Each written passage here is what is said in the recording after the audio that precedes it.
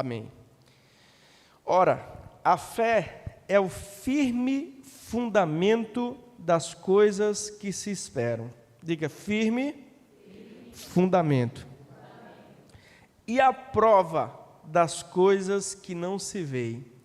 Eu particularmente gosto da versão NVI, que diz assim: ora, a fé é a certeza daquilo que esperamos e a prova das coisas que não vemos.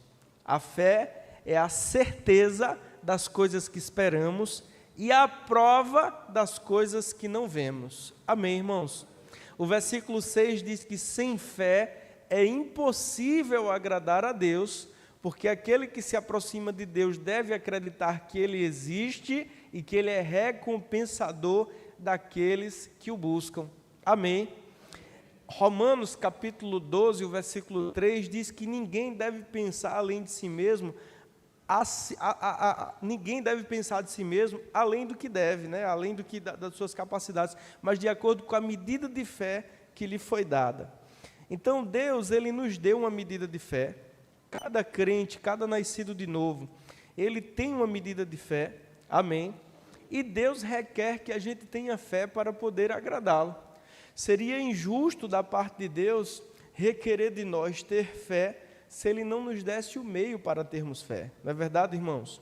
E a fé, nós já sabemos, todo mundo conhece esse versículo, até os não crentes, que a fé vem pelo ouvir e ouvir a palavra de Deus. Quando nós ouvimos a palavra de Deus, a fé, ela nasce, ela brota no nosso espírito. Seja quando criança botou um caroço de feijão no algodão molhado. Acho que toda criança já fez essa experiência, né? Você bota o caroço de feijão lá no algodão molhado, e no dia seguinte aquele feijãozinho já está inchado, no segundo dia já está brotando ali. Pronto. Quando o nosso espírito ele é encharcado com a palavra de Deus, ou ele é molhado com as promessas da palavra de Deus, a fé, ela começa a brotar no nosso coração. Amém, irmãos? E o que é fé? O que é fé? Falamos tanto de fé, mas o que é fé? Fé é a certeza das coisas que esperamos. Agora, o que é que um crente espera, irmãos? O cumprimento das promessas de Deus para a sua vida. Um crente espera andar em segurança, porque Ele dará ordem aos seus anjos para me segurarem nas minhas mãos, para que eu não tropece em nenhuma pedra. O anjo do Senhor acampa ao redor daquele que o teme, para livrá-lo de todo mal. Então, um crente, ele deve esperar andar em segurança. Amém? Então, a fé é a certeza daquilo que eu espero. A fé me dá a certeza de que eu estou guardado, de que eu estou em segurança. Amém, irmãos? Aleluia! A fé é a certeza das coisas que esperamos e a prova das coisas que não vemos. De repente você está confessando uma promessa de Deus sobre a sua vida, confessando algo que você está crendo da parte de Deus, e um incrédulo pode chegar e dizer: ó, você fala tanto sobre isso, cadê? Cadê a casa que você está declarando? Cadê a prosperidade que você tem confessado? A fé é a prova das coisas que não vemos. Amém? E em 4 momentos na Bíblia, Deus ele diz que o justo viverá pela fé. Amém? E a versão de Abacu, que é a que eu mais gosto, diz assim: o meu justo viverá pela sua fé. Não é pela fé dos terceiros, não é pela fé do pastor, não é pela fé do seu marido, não é pela fé da sua esposa. Você vai viver pela sua fé. Porque no final das contas, quando o caldo engrossa, quando a noite fica escura, quando o dia mal chega, no final das contas, vai ser você, Deus e a sua fé. Vai ser você, Deus e a sua fé.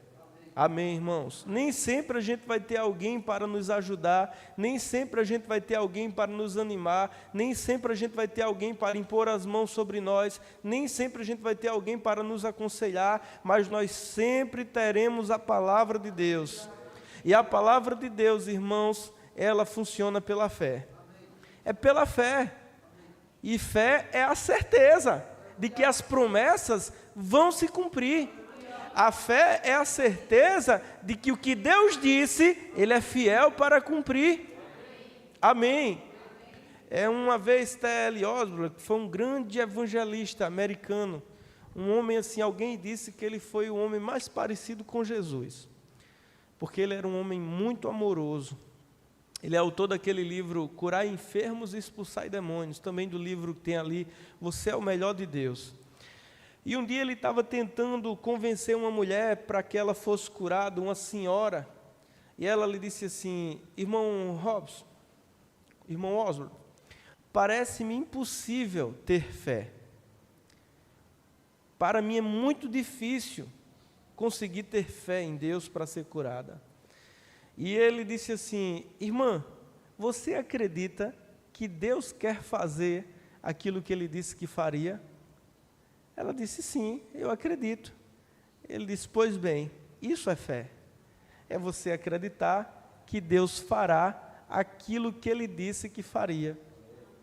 Então, o que Deus disse que faria? Essas são as promessas de Deus para as nossas vidas. Amém? Amém, irmãos? Então, nós temos que aprender o que Deus disse que faria por nós, na sua palavra, e andarmos segundo essas promessas. Agora, como é que a fé ela é liberada, ou como é que a fé é manifesta? Por nossas palavras. Amém? Morte e vida estão no poder da língua. Abra comigo lá em Marcos capítulo 11. O pastor Bud dizia o seguinte, que o espírito da pobreza diz que é caro demais. Não, eu não posso, é caro demais. Olha, essa não é uma linguagem de fé. Amém, irmãos? A fé diz: Deus vai me dar condições. Eu creio que vai acontecer. Eu gosto muito de um testemunho. Eu já vi o apóstolo Sejão falar sobre este homem, e já vi Fernando Leal falar sobre este homem, pregando uma vez na igreja da Zona Norte.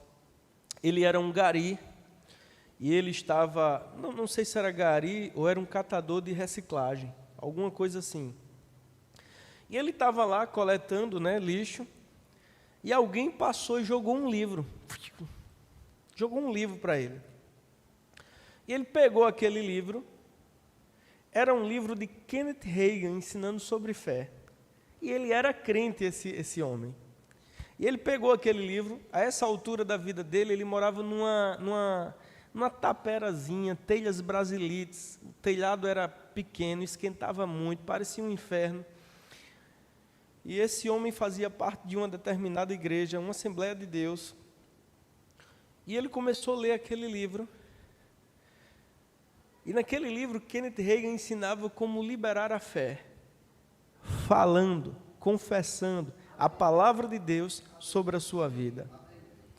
E aquele homem releu esse livro até que a mensagem impregnou no seu espírito.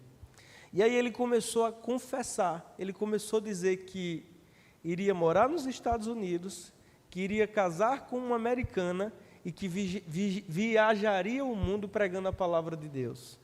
Ele foi tão inspirado por aquele livro, e ele começou a falar isso, confessar. Ele aprendeu com Kenneth Hagin que você tem que confessar aquilo que você está crendo. Ele começou a confessar. Na igreja riram dele, mas aquele irmão persistiu tanto confessando isso, e alguém disse: olha, se você está crendo para ir para os Estados Unidos, você precisa ter um passaporte. E aí um irmão ajudou ele, e ele tirou um passaporte.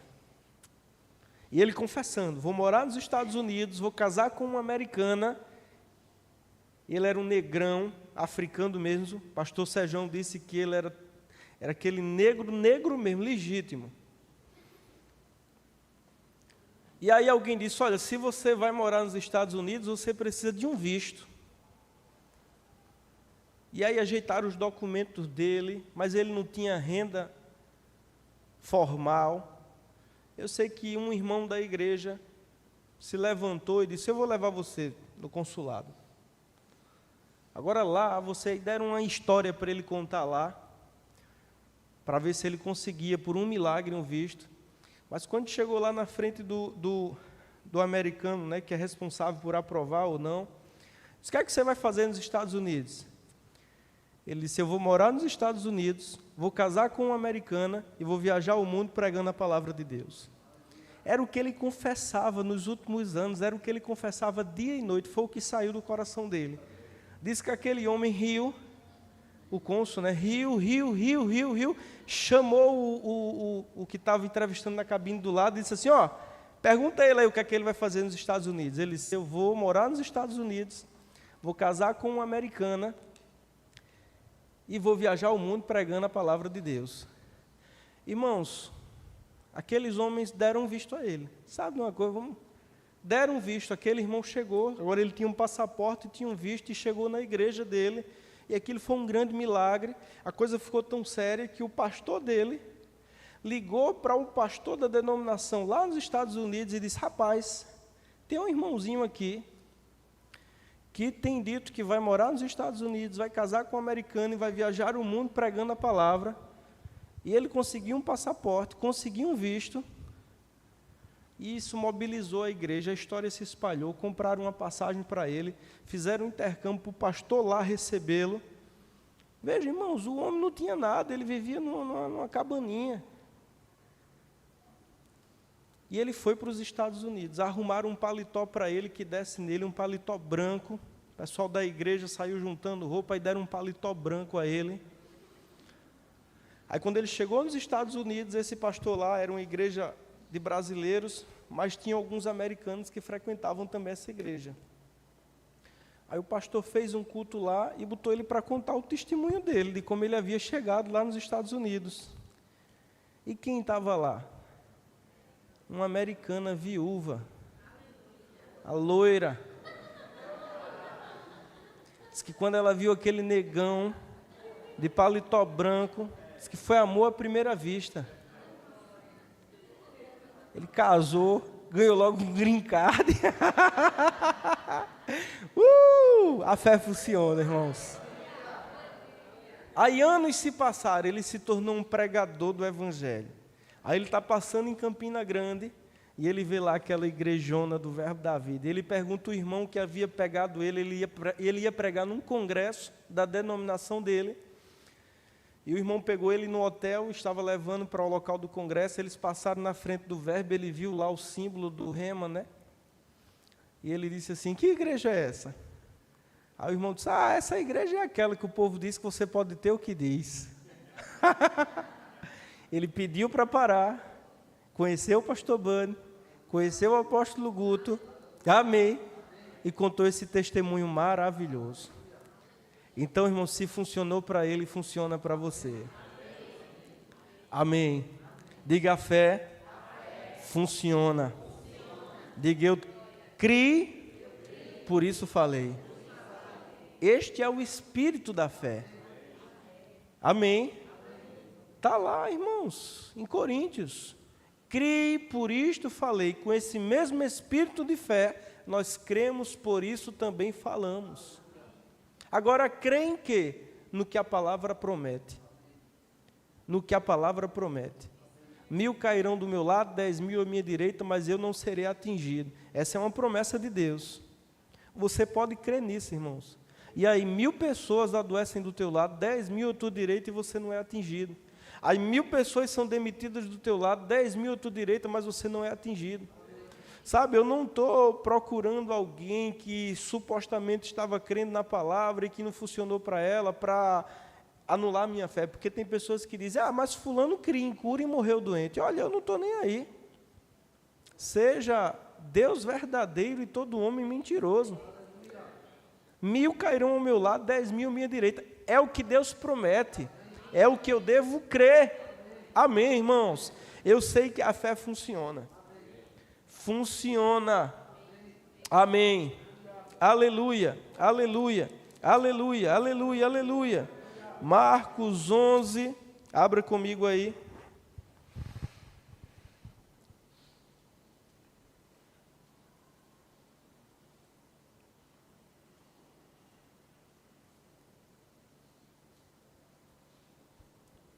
Nós iremos ler o versículo 12, Marcos 11, verso 12.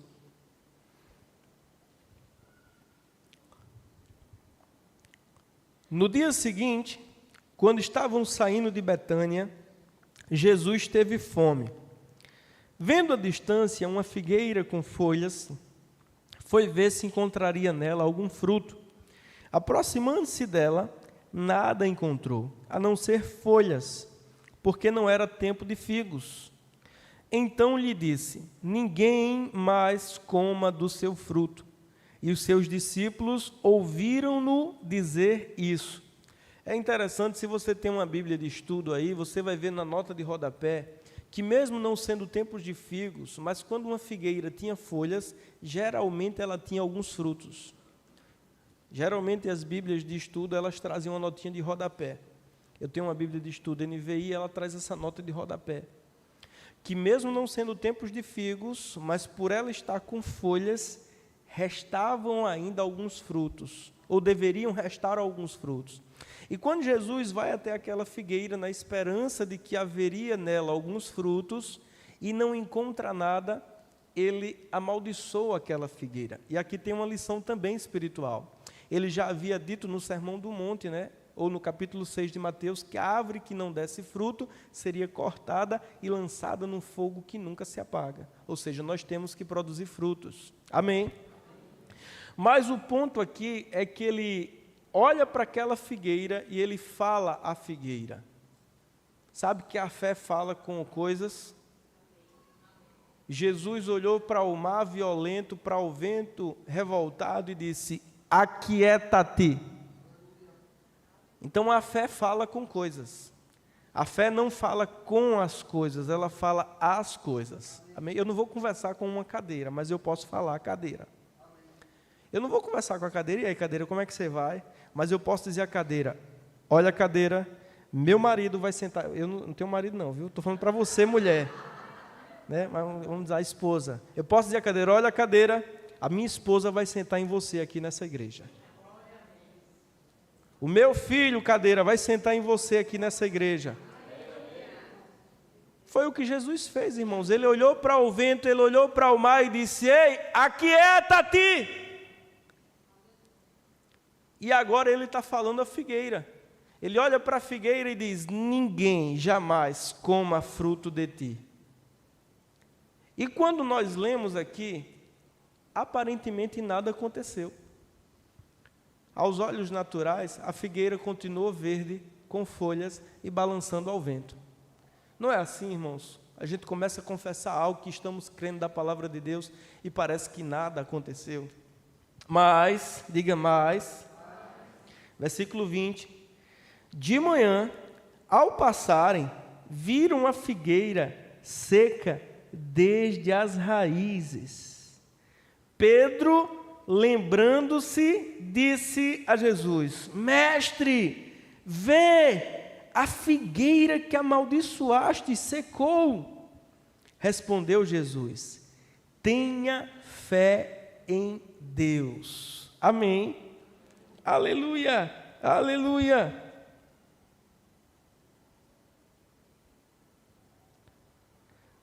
Eu gosto daqui da notinha que traz.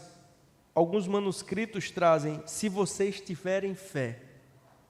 Se vocês tiverem fé, tenha fé em Deus. Ou se vocês tiverem fé, eu lhes asseguro que se alguém disser a este monte: levanta-te.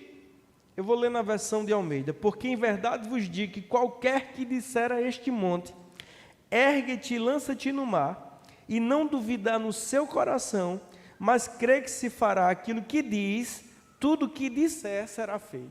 Irmãos, eles estão passando de manhã ali. Pedro era impetuoso, ele de repente olha para a figueira e diz: meu Deus, olha, a figueira que o Senhor amaldiçoou ontem secou desde as raízes.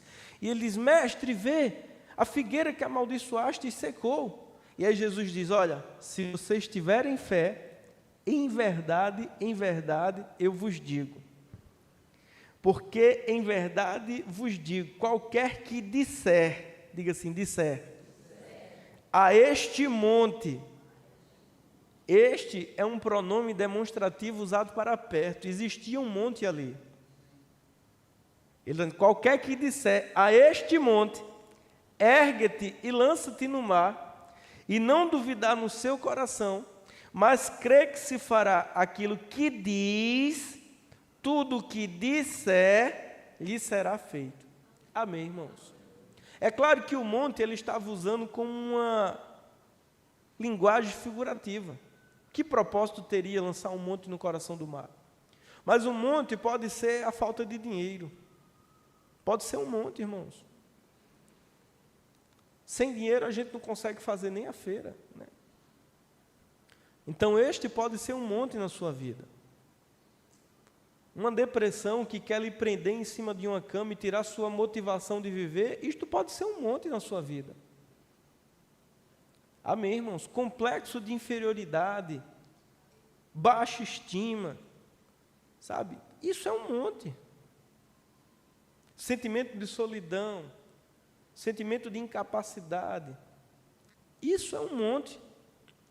E o Senhor, Ele nos deu uma solução. Ele diz: se você tiver fé, em verdade eu te digo, qualquer que disser a este monte, ergue-te, lança-te no mar, e não duvidar no seu coração, mas crê que acontecerá aquilo que diz, tudo o que disser será feito.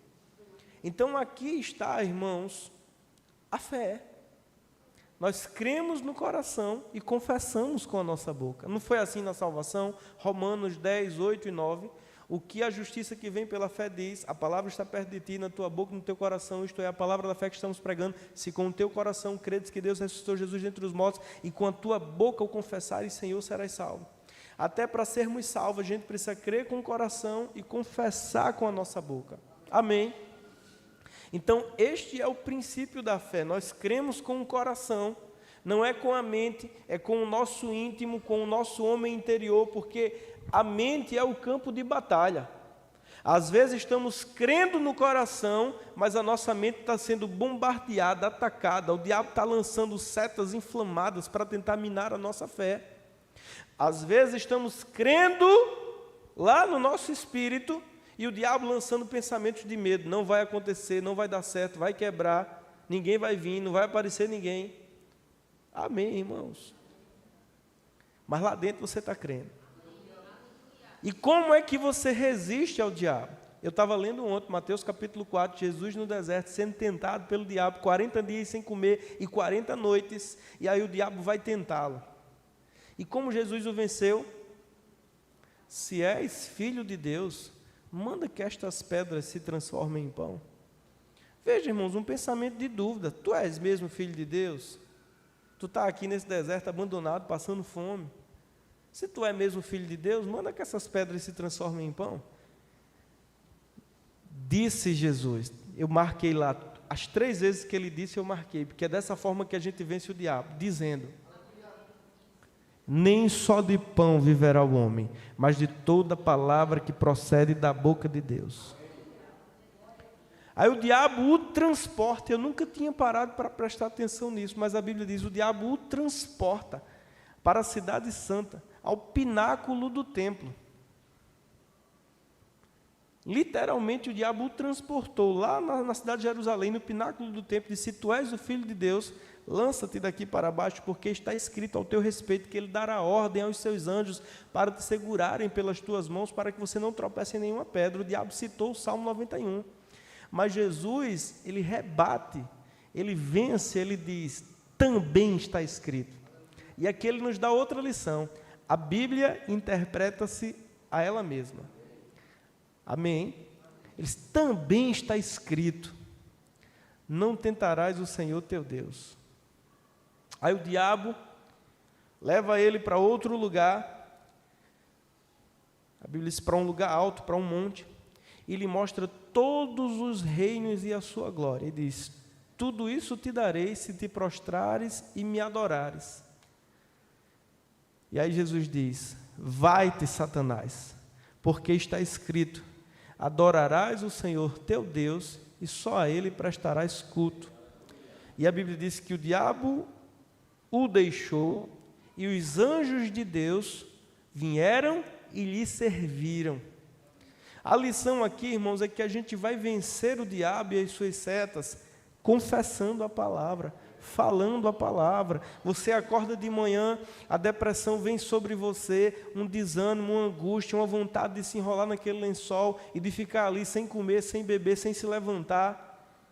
Essas são as setas do diabo. E aí, como é que você vai resisti-lo? Dizendo, está escrito, Salmo 27, o Senhor é a força da minha vida. O Senhor é a força da minha vida. O Senhor é a força da minha vida. O Senhor é a força da minha vida. O Senhor é a força da minha vida. O Senhor é a força da minha vida. Ele é a força da minha vida. O Senhor é a força da minha vida. E aí você, de repente, percebe uma força emergindo do seu espírito. E essa força te coloca de pé. Aleluia! Aleluia! Amém, irmãos? Amém. Então, os montes serão removidos da nossa vida, confessando as promessas de Deus. Amém. É por isso que eu preciso meditar na palavra de Deus para descobrir o que Deus me prometeu. Eu preciso ler a Bíblia para descobrir o que Deus me prometeu. E aí eu aprendi algo com o Espírito de Deus. Paulo, em uma das suas cartas, ele diz: todas as promessas de Deus, em Cristo, nós temos o sim e o amém. De Gênesis a Apocalipse, se tem uma promessa de Deus, em Cristo eu tenho um sim e tenho um amém. Eu posso tomá-la para mim, mesmo que Deus tenha feito essa promessa a Abraão. Ele disse a Abraão: serás abençoado ao entrares e ao saíres. Pronto, eu tomo essa promessa para mim e confesso sobre a minha vida. Amém. Neemias, inspirado pelo Espírito de Deus, capítulo 2, versículo 20, ele diz: o Deus dos céus nos fará prosperar. Eu pego esta promessa e tomo para a minha vida. Amém, irmãos? Aleluia, aleluia. E confesso ela sobre a minha vida. O problema, muitas vezes, é que nós temos falado errado. Nós temos dito: eu não consigo, eu não posso, eu não tenho, essa minha doença, essa minha dor na coluna, essa minha dor de cabeça, essa minha depressão. Não, não é sua, é do diabo. Jesus andou por toda a terra fazendo bem e curando os oprimidos do diabo, porque Deus era com ele. Doença não é de Deus, não vem de Deus e não tem parte com Deus. A doença é filha do pecado, sua mãe, e de Satanás, o seu pai. Então eu não tenho nada com o diabo, inclusive não quero as doenças dele no meu corpo. Então eu nunca mais vou repetir: minha dor de cabeça, minha dor de coluna, não é minha, é de Satanás, e eu não quero nada com ele. Amém, irmãos? Agora, não é fácil você, queimando de febre, até o cabelo doendo, você confessar: pelas suas pisaduras eu sou sarado. Certamente ele tomou sobre si as minhas dores e as minhas enfermidades. O castigo que me traz a paz estava sobre ele. Por suas feridas eu fui curado. Por suas feridas eu fui curado. O corpo está lhe dizendo que você está doente. A cabeça está a ponto de explodir e você está confessando o quê? Por suas feridas eu fui curado. É difícil. Mas nós não vivemos pelo que sentimos. Nós não vivemos pelo que nós vemos. Nós vivemos pelo que nós cremos. Amém? Paulo disse em Coríntios também, ele disse: vivemos por fé e não por vistas. Nós não vivemos, irmãos, pelo que os nossos olhos estão vendo. Nós vivemos pela fé. Fé em quê? Nas promessas de Deus. Nas promessas de Deus. Porque o que nós estamos vendo é a realidade. Mas o que Deus prometeu, irmãos, é o que Ele tem para nós. E como sair de onde nós estamos para onde Deus quer que estejamos? Pela fé. Pela fé. Amém. Confessando que você está crendo E o que você está confessando deve ter como fundamento a palavra de Deus. Eu não posso confessar algo que seja contrário à palavra de Deus, né? Feito um amigo que eu tinha, a mãe dele adolescente, né? E alguém dizia assim: Deus vai levar a esposa do irmão fulano para você se casar com ele. Veja que profecia de demônio. Isso foi um demônio falando na boca dessa pessoa.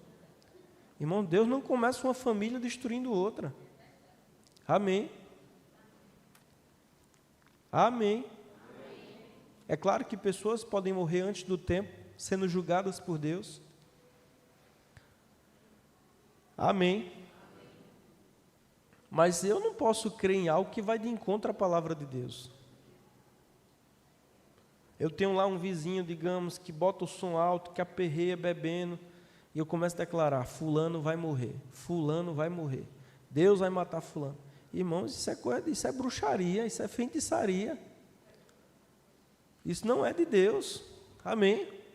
O que é que a Bíblia diz? Que é a vontade de Deus que todos os homens sejam salvos e cheguem ao pleno conhecimento da verdade. Então a minha confissão deveria ser diferente. Senhor, eu creio que esse meu fulano, esse meu vizinho, vai ouvir a tua palavra, vai quebrantar o coração, vai se converter ao evangelho. Em vez de botar forró, vai botar um louvor ungido para a gente cantar junto. Amém, irmãos? Então a confissão da palavra deve ser fundamentada nas promessas de Deus. Olha, são milhares e milhares e milhares e milhares de promessas. Eu não lembro aqui a exatidão, mas alguém catalogou, são milhares de promessas.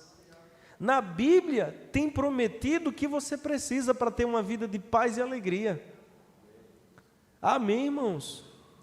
Pegue essas promessas, bote para dentro do seu coração e confesse elas sobre a sua vida. Amém. Aleluia, aleluia. E quais são os montes que estão diante de você? Quais são os desafios que você tem enfrentado? Qualquer que disser a este monte: ergue-te e lança-te no mar, e não duvidar no seu coração, mas crer que acontecerá o que diz, tudo o que disser será feito. Tem algumas coisas interessantes aqui. Veja, ele diz assim: em verdade vos digo, que qualquer, não apenas o pastor, não apenas o evangelista, não apenas o irmão que tem 30 anos, qualquer, não apenas o crente, qualquer, irmãos, até um descrente pode usar o princípio da fé. Qualquer que disser a este monte: ergue-te e lança-te no mar, e não duvidar no seu coração, mas crer que acontecerá o que diz. A gente tem que chegar ao ponto de acreditar que aquilo que nós estamos dizendo vai acontecer. É quando a fé está madura, robusta, quando você já meditou na palavra o suficiente e você está convicto de que aquele que prometeu é fiel para cumprir. Romanos 4 diz que Abraão reconheceu que o seu corpo já estava amortecido porque contava com quase 100 anos de idade, bem como o ventre de Sara estava sem vigor. Mas ele estava plenamente convencido de que aquele que prometeu era fiel para cumprir.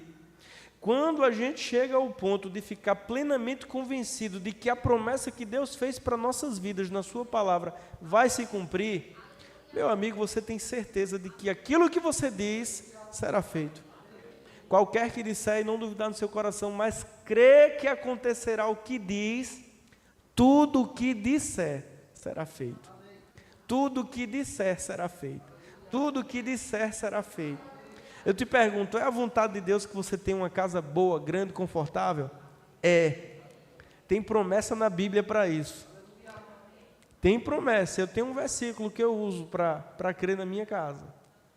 Lá em Êxodo, quando entrares lá e construires belas casas, não diga que foi a força do seu braço, mas diga que o Senhor te deu forças para adquirir riquezas. Então você pode começar a confessar: Pai, eu te agradeço pela minha casa. Obrigado, Pai.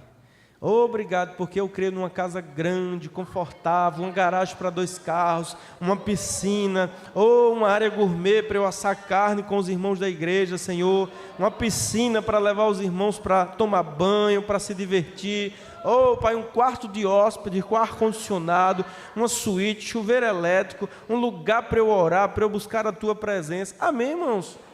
Não custa nada crer, então creia. Amém. Eu lhe pergunto, custa alguma coisa você crer na palavra de Deus?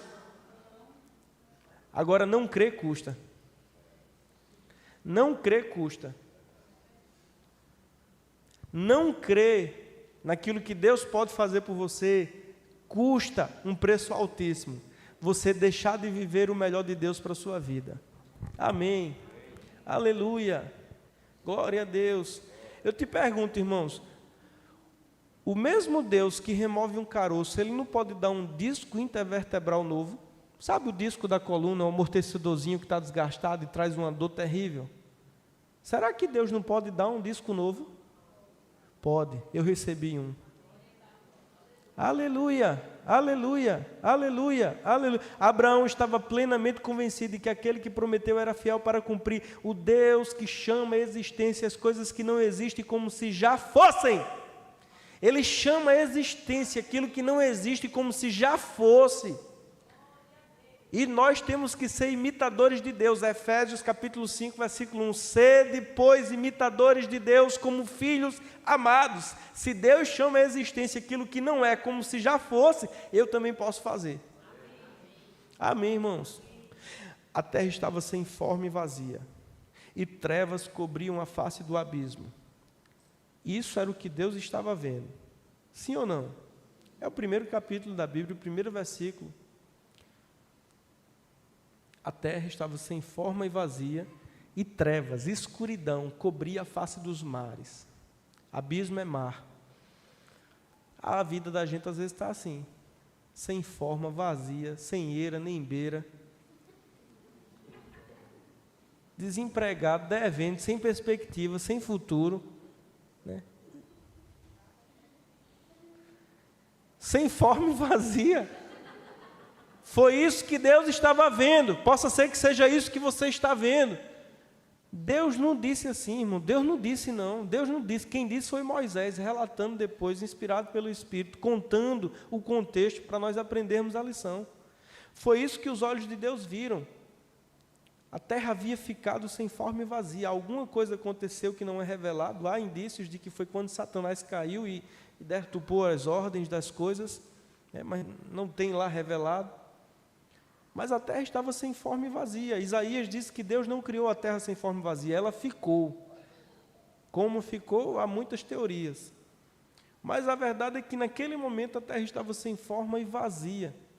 E a escuridão cobria os mares. E disse Deus: haja luz. E houve luz. E quem é o homem? Criado à imagem e semelhança de Deus. Qual foi a primeira bênção de Deus para a raça humana? Sejais fecundo. Tem uma bênção sobre o homem, irmãos. Onde ele se instala, ele constrói, ele progride, ele traz progresso, ele inventa, ele cria. Imagina um homem nascido de novo com a revelação da palavra de Deus. Nós temos a fé dentro de nós, nós precisamos aprender a liberá-la.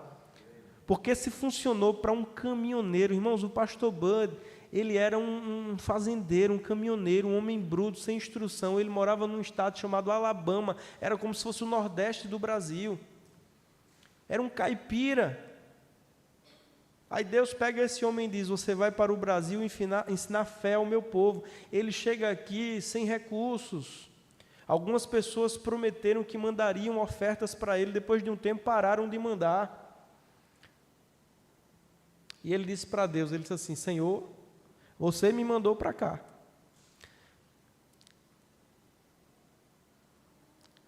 E é você quem vai me suprir. Senão eu volto e vou dirigir o caminhão de novo. Mas graças a Deus que ele não voltou. E sabe, irmãos, esse homem sem instrução acadêmica, sem grandes recursos financeiros, veja o grande ministério que ele, pela fé, construiu. O apóstolo Sérgio conta que ele fazia parte do louvor da igreja Verbo da Vida, lá em Campina Grande, que o pastor Bud era o pastor. E eles não tinham quase nada. Tinha uma caixinha de som, poucos recursos.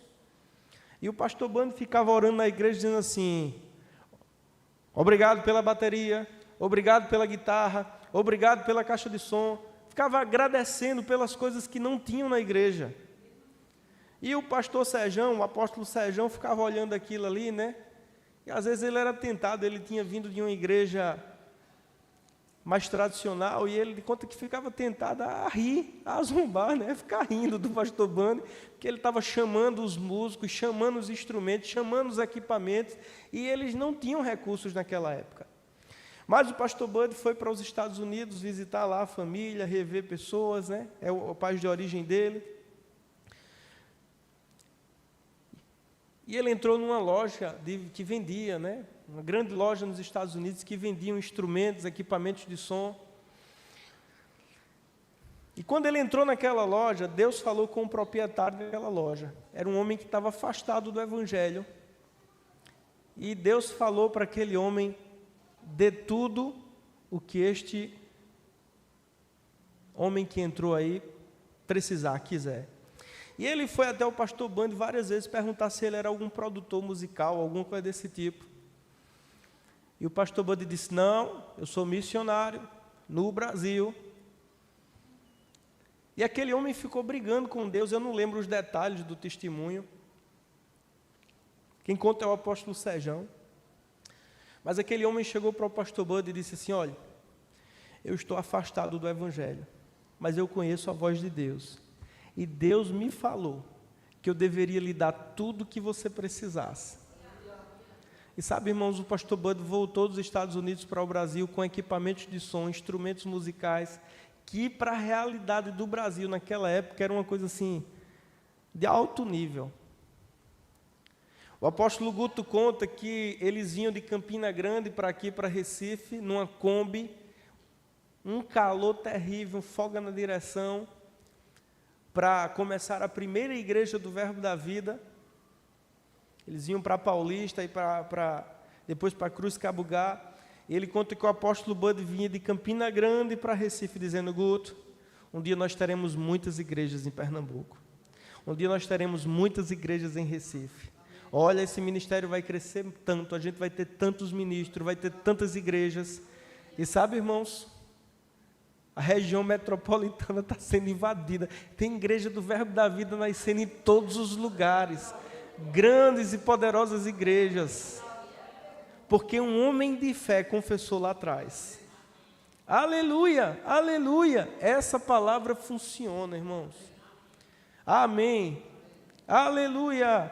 Eu estava revendo meu caderninho aqui, 2011, eu tinha feito o Rema em 2009, 2010, 2011, e estava lendo algumas coisas aqui que eu escrevi há 14 anos atrás, né?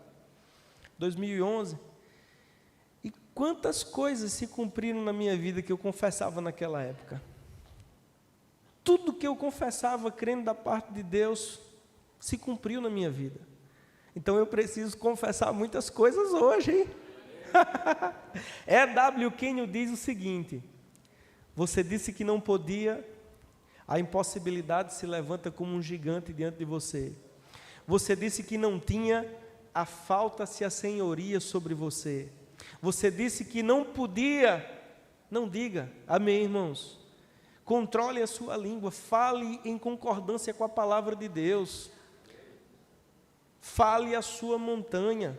Diga à doença: olha, você vai ter que sair, porque na cruz Ele levou sobre si as minhas dores e as minhas enfermidades. Amplie a sua visão com a palavra de Deus. Às vezes a nossa visão está tão pequena, meus irmãos, e Deus está dizendo: alargue as tendas, creia. Um dia um profeta chamou lá o rei, um rei de Israel, e ele estava cercado. Eu não lembro o nome do profeta, eu acho que foi Elias, não lembro o nome do rei. E o profeta chamou o rei e disse assim: pegue o seu arco, a sua flecha, e atire. E o rei lançou 2 ou 3 flechas. E aí o profeta disse assim: você deveria ter lançado muitas flechas, porque assim o Senhor eliminaria todos os teus inimigos. Mas porque você só lançou 2, eles não invadirão, não tomarão a terra, mas você deveria ter aproveitado a oportunidade. Sabe, Deus quer que a gente amplie a visão, alargue as tendas. A palavra de Deus, ela alarga as tendas, porque às vezes a gente está crendo para uma coisinha, quando Deus diz assim: eu tenho tantas coisas, eu tenho tanto para fazer em Timbaúba por meio do verbo da vida, eu tenho tanto para fazer na sua vida, eu posso fazer tantas coisas nesses anos que te restam, mas você precisa ampliar a sua visão, irmãos. Se está dentro das minhas possibilidades, o mérito é meu, mas se está além das minhas possibilidades, a glória é de Deus. Amém. Aleluia, aleluia. Se está dentro das nossas condições, irmãos, é mérito nosso. Mas se está além das nossas condições, a glória vai para Deus. Amém, aleluia, glória a Deus. Amplie a sua visão. Tem um versículo que está fluindo aqui no meu espírito, sabe qual é? O meu Deus, segundo as suas riquezas em glórias, suprirá cada uma das vossas necessidades. Talvez você tenha uma necessidade de um carro, e o irmão do lado não tem essa necessidade. O irmão do lado diga: nada, uma bicicleta estava bom para mim. Glória a Deus, amém. A fé que tu tens, tenha para ti mesmo. Não fique com raiva de que tem mais fé do que você, amém. Mas amplie a sua visão. Aleluia, aleluia. Nós vimos, irmãos, a fé funcionar aqui nessa igreja. Eu estava hoje revendo aqui os custos que a gente teve há 2 anos atrás aqui, em 60 dias. Eu digo: meu Deus, que milagre grandioso, extraordinário. Compartilhei com o Adriano e com Jadson. Eu estava tentando calcular só a mão de obra voluntária. Foram 60 dias aqui, uma média de 15 a 20 pessoas diariamente aqui, trabalhando voluntariamente. Imagina se a gente fosse pagar a diária de 15 pessoas por 60 dias.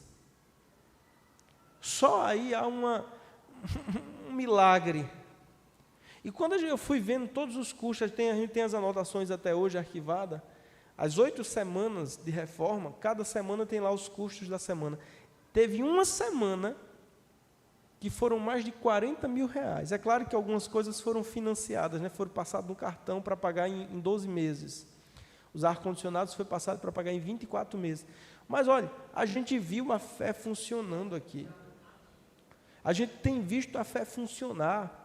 E sabe, irmãos, isso funciona para a sua vida pessoal também. Isso funciona para você.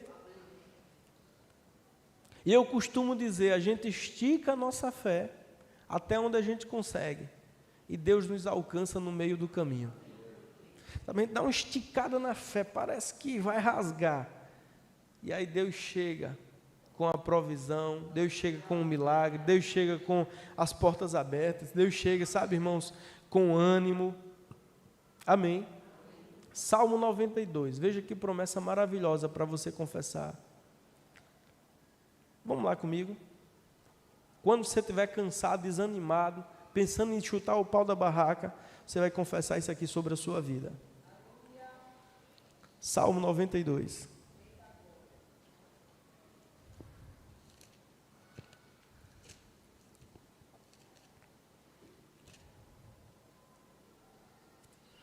Versículo 10.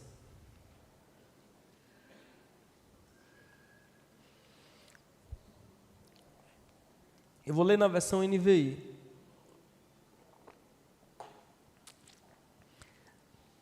Tu aumentastes a minha força como a do boi selvagem. Derramaste sobre mim óleo fresco. Sabe aquela manhã que você acorda,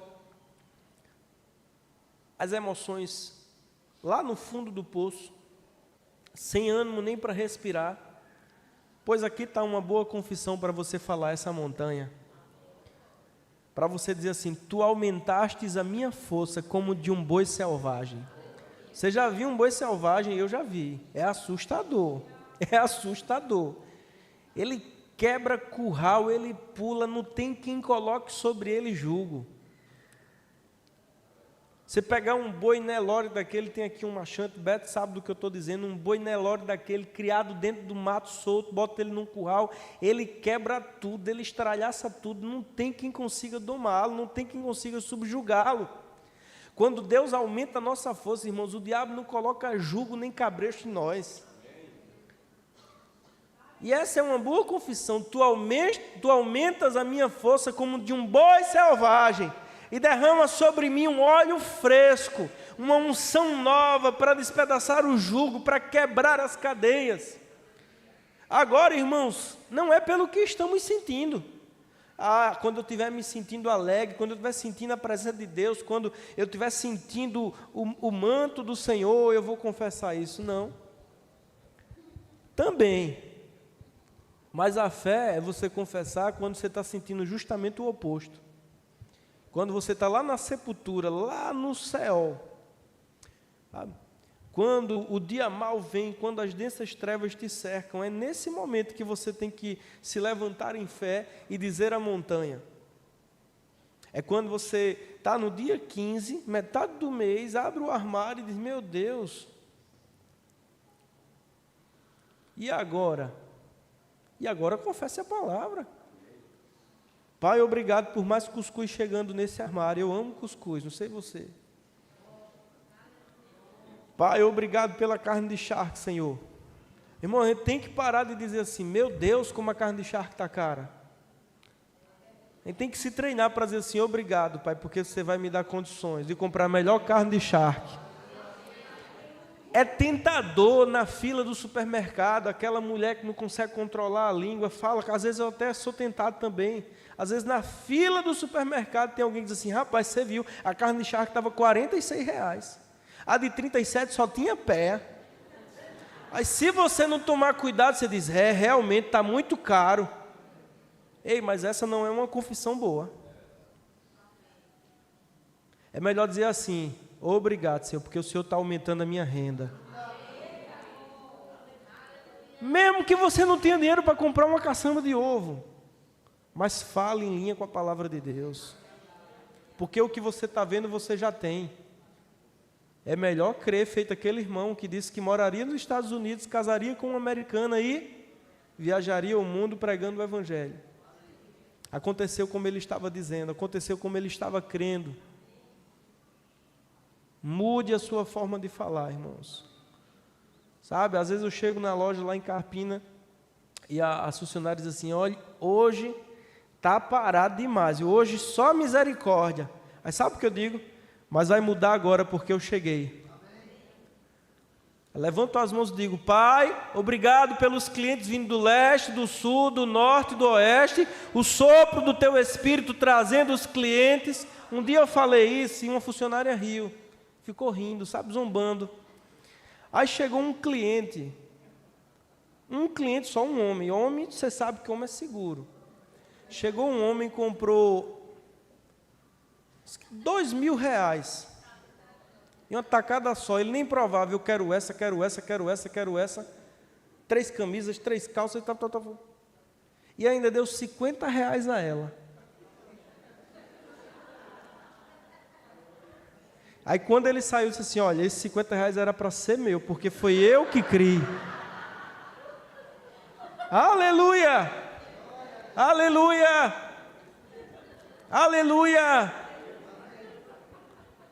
Aleluia!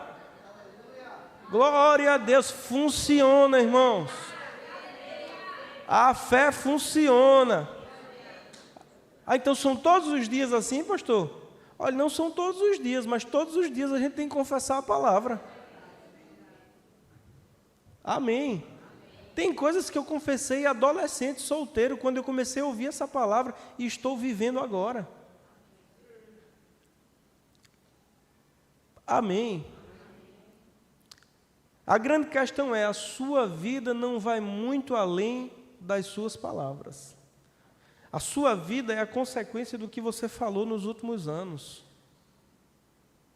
Então mude a sua linguagem. A fé tem uma forma de falar, irmãos. A fé não fala em falta, a fé não fala em fraqueza, a fé não fala em doença, a fé fala em cura, a fé fala em provisão, a fé fala em milagres, a fé fala em portas abertas. Sabe, eu acho assim uma burrice alguém dizer assim, quando alguém diz assim para mim, não, aqui em Timbaúba ninguém dá certo não. Eu digo, meu Deus do céu, eu não conheço tanta gente aqui, mas eu conheço uns 20 milionários aqui de Timbaúba. Pessoas que enriqueceram aqui nessa cidade. E como é que você diz que essa cidade não presta? Eu conheço mais de 20 milionários dessa cidade que prosperaram aqui, que construíram um negócio aqui. Essa é uma cidade abençoada, irmãos. Uma cidade fácil de empreender, uma cidade fácil de prosperar. Agora, aquilo que você foca se expande. Se você só está focando no lado negativo, é feito eu não sei se é verídica a história, mas eu vou terminar com ela. Diz que 2 americanos foram para a Índia empreender, e aí eles foram abrir uma fábrica de sandálias lá. Mas quando chegou lá, os 2 sócios, eles viram que os indianos andavam descalços. E aí um sócio desanimou e disse assim, meu Deus, aqui não vai dar certo o nosso negócio, eles só andam descalços, eu vou me embora, senão vou perder meu dinheiro aqui. Já o outro disse, meu Deus, haja sandália que eu vou ter que produzir para vender, eu vou ficar bilionário nesse lugar. Veja, 2 formas de enxergar, irmãos.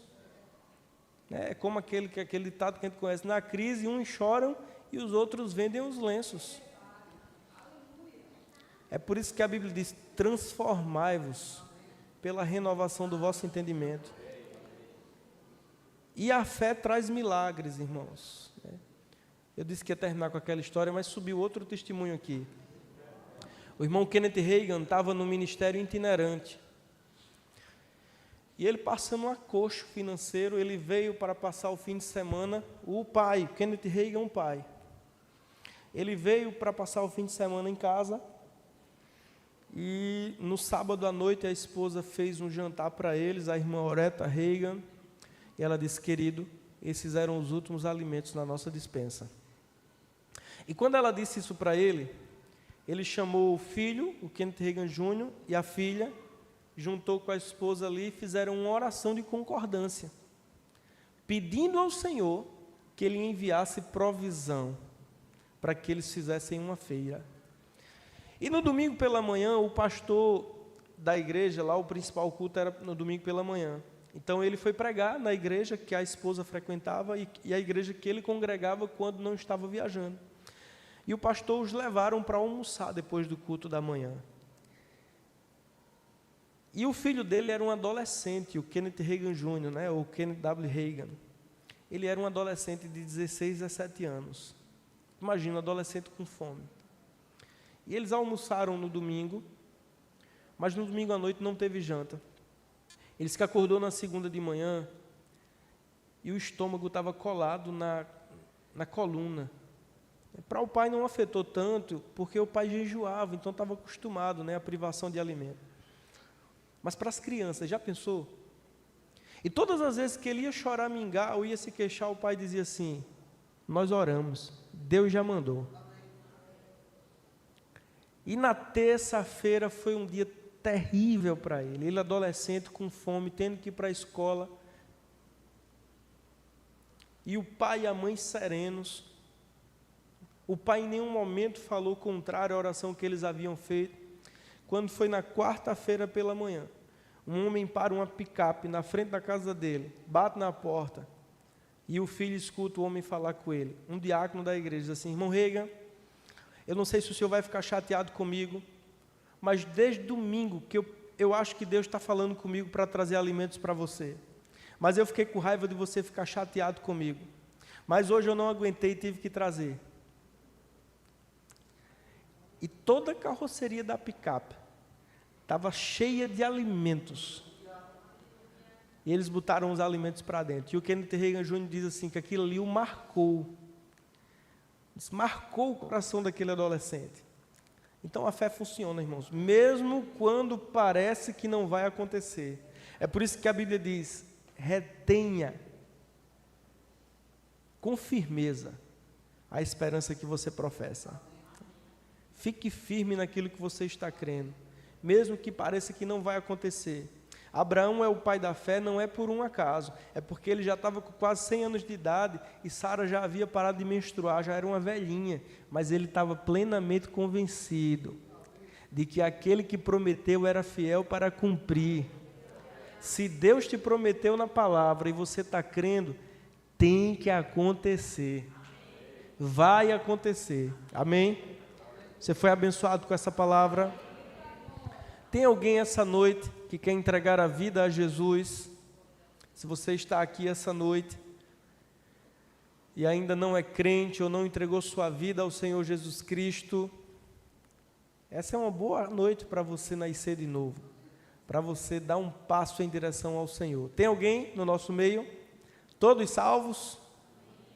Lavado e remido pelo sangue de Jesus? Então, glória a Deus. Adriano vai trazer a palavra de dízimos e ofertas. Glória a Deus, diga glória a Deus. Diga: minha casa está chegando. Diga: minha família salva está chegando. Diga: o meu carro. Não, você não está crendo. Diga: o meu carro, ele está chegando. Diga: toda a minha parentela sendo alcançada pela bênção da salvação. Diga: está chegando, no nome de Jesus.